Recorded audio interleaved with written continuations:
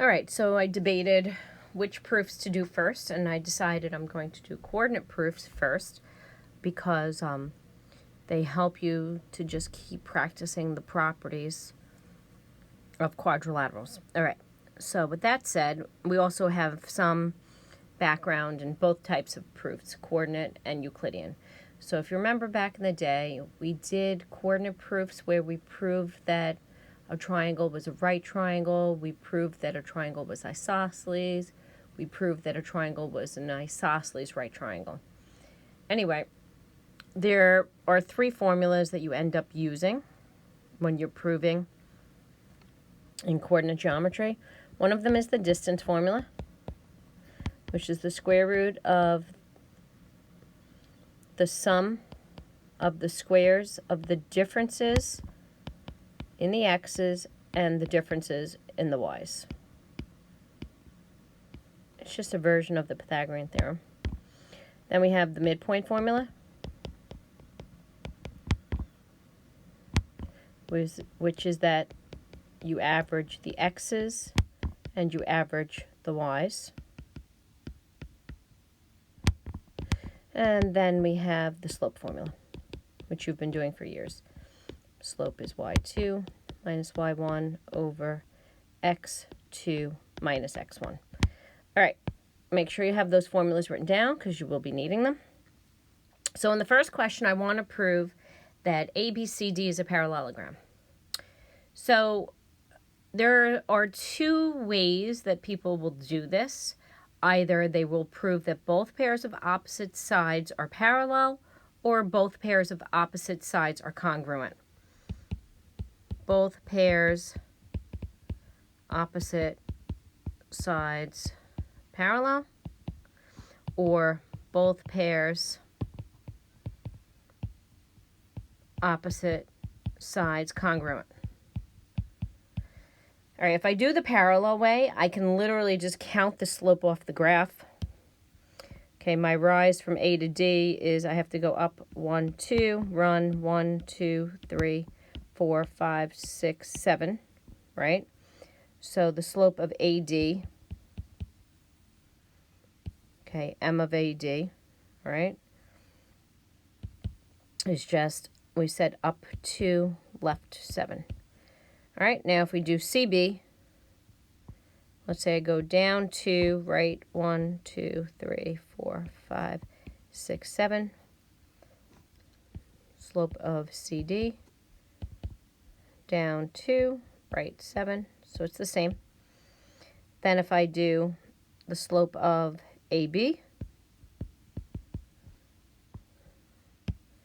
I'd have down 1, 2, 3, 4, left 1, 2, 3, 4, 5, down 4, left 5, so that's positive 4/5.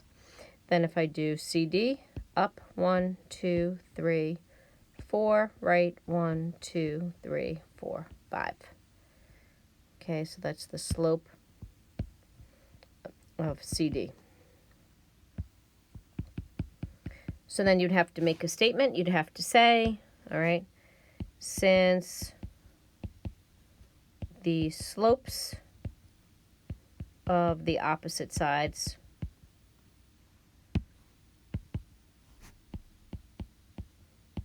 are equal, the opposite sides are parallel, right? And therefore, ABCD is a parallelogram. So there should be a train of thought, all right? If we prove both pairs of opposite sides are congruent, then I would get the measures of, let's see, AB, CD, DA, CB. Now, technically you don't have to simplify, because if you show the square roots are the same, you'd be done. Okay, so for AB, if you recall, I had taught you back in the day, find the difference in the x's. 6 minus 1 is 5. So 5 squared. The difference between -5 and -1 is that they're 4 away, so 4 squared. so that would be the square root of 41. CD, the x values are 5 away, and the y values are indeed 4 away. Okay, or you could literally use the formula, but this suffices as well. Okay, DA, let me look at the x values. -1 to 6 is 7 away. Then 1 to -1 is just 2 away. So that's 49 and 4, square root of 53. CB, you can see that the x's are indeed also 7 away. And the y values are just 2 away. Okay, so then you'd have to make a statement. You'd have to say, since both pairs of opposite sides are congruent, ABCD is a parallelogram. So pick which way is easier for you and stick with it. That's a parallelogram. Let's move on to the next shape. Oops. All right, so we want to prove that this is a rectangle but not a square. So in order to prove that it's a rectangle and not a square, number one, you're going to have to prove that it's a parallelogram. Okay, the easiest way to prove a rectangle, in my opinion, is to prove that it's a parallelogram with one right angle. All right, another way to do it is you could prove that it's a parallelogram with congruent diagonals. So it really depends on whether you prefer slope or if you prefer the distance formula. Okay, so assume that I already proved it's a parallelogram because I don't want to have to go back and redo that process, all right? So let's assume we already proved ABCD is a parallelogram. Okay, so then we could just do angle B, for instance. All right, so we'd have to do the slope of AB and BC and show that they're opposite reciprocals. Okay, so AB, I'm just going to count on the graph. The slope is 1, 2, 3, 4, right 2. So that's 4 over 2, or 2. And then BC, the slope is down 1, 2, 3, 4, right 1, 2, 3, 4, 5, 6, 7, 8. So down 4, right 8. So these are indeed opposite reciprocals. So you'd have to say, since the slopes of AB and BC are negative reciprocals or opposite reciprocals, whichever way, we don't care, are opposite reciprocals, AB is perpendicular to BC. Therefore, angle B is a right angle because perpendicular lines form right angles, right? So parallelogram ABCD is a rectangle because it's a parallelogram with one right angle. Okay, your other choices, you could do the diagonals, all right? Or find AC and DC and show that they're equal. Some people prefer that because it's easier to explain. The explanation that I have is difficult.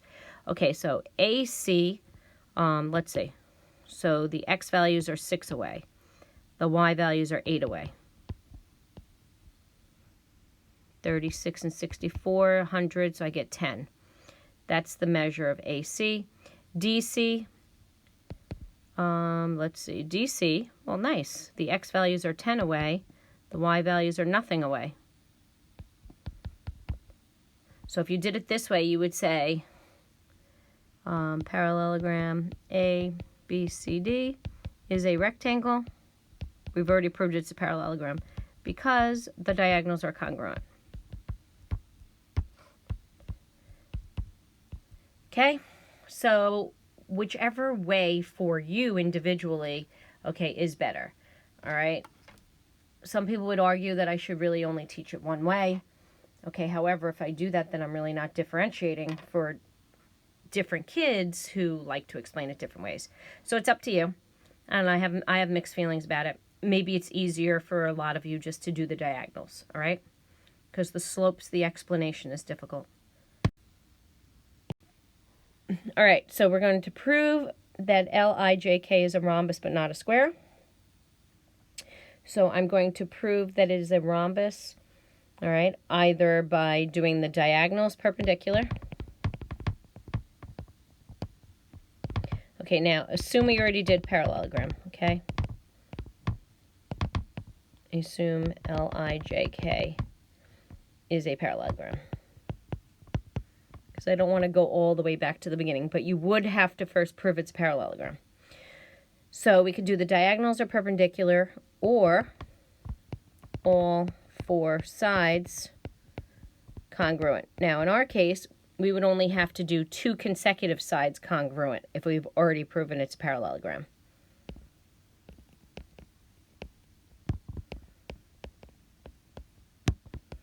So again, it's a matter of preference. If you want to do the diagonals are perpendicular, then you would just get the slopes and show that the slopes are opposite reciprocals and explain it that way. Or you could do the distance formula. So whichever you want. Okay, if I do the slope method, I'd have to do the slope of LJ, slope of KI, right? If I did it with the consecutive sides being congruent, I'd have to find LI, IJ, for instance. Okay, so whichever. So for the slopes, I'm just going to calculate the slopes in my head. So for LJ, I'm doing 4 minus 2 in my head. Then I'm doing -1 minus 3 in my head. Sometimes it's easier for me to do that than to count it. I don't know about you kids. Either way, we're all going to make careless errors in math. So the slope of KI, 9 minus -3 is 12. 4 minus -2 is 6. So I get 2. So they are indeed opposite reciprocals, okay? So since the slopes are opposite reciprocals, LJ is perpendicular to KI, so the measure of, oh, that's it. We're done. Once you say the diagonals are perpendicular, it's a rhombus. All right? So parallelogram LIJK is a rhombus. Because a parallelogram with perpendicular diagonals is a rhombus. Okay, if I did parallelogram with consecutive sides congruent, I would have 4 minus -1, that's 5, 9 minus 4. Okay, I'm just doing the distance formula in my head, all right, because it's faster. IJ, 4 minus 3 squared, 9 minus 2 squared. Okay, so either way, both of these are the square root of 50. You don't have to reduce them to lowest terms. You don't have to simplify the radicals here. You just have to show that they're equal. So since consecutive sides are congruent, parallelogram LIJK is a rhombus. Okay, pick which way you prefer. You might want to just choose to do everything with distance or everything with slope. It's up to you. But then when you have to do an isosceles right triangle, you're going to be forced to have to do the perpendicular and the congruent sides. Okay, proving that something's a square. So let's assume that we've already proven that it is. Assume MNOP is a rectangle.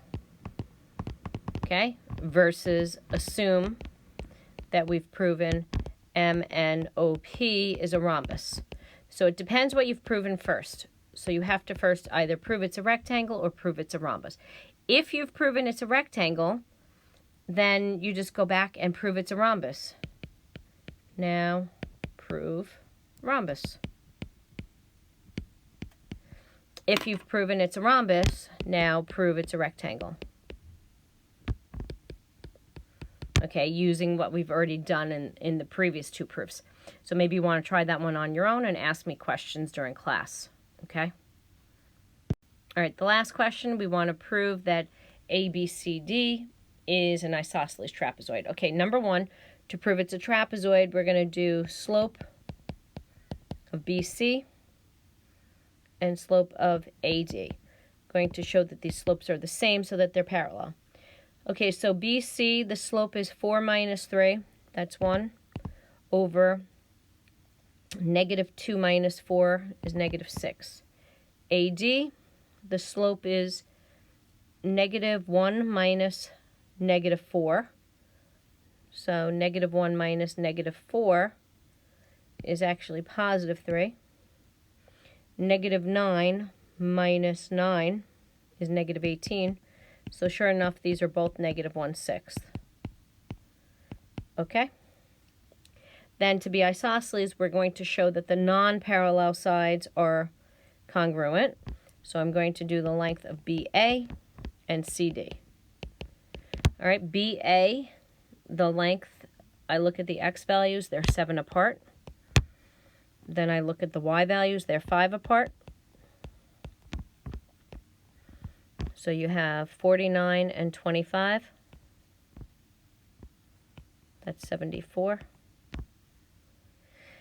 And then I do the same thing for CD. Well, the x values are 5 apart, and then the y values are 7 apart.